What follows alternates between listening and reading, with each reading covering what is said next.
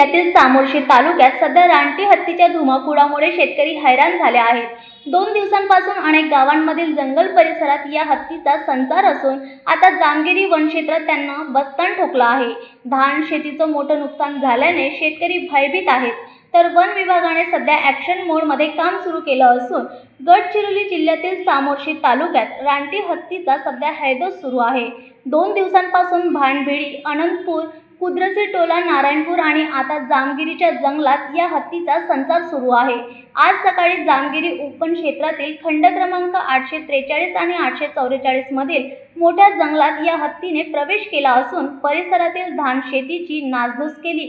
विशेष म्हणजे विष्णुपूर येथील हर्षित बलराम बिस्वास आणि निहाल बिस्वास यांच्या शेतातही हत्तीने नुकसान केल्याचं निदर्शनास आलं आहे।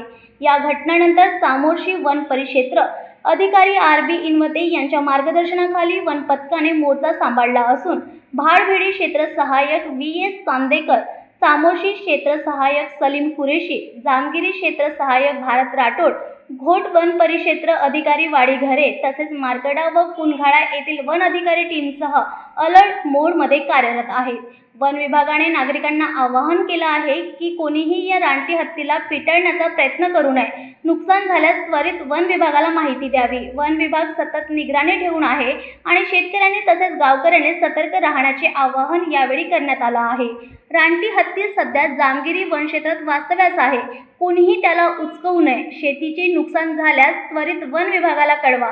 न्यूज एक्सप्रेससाठी बबन बडट्टीवारची रिपोर्ट।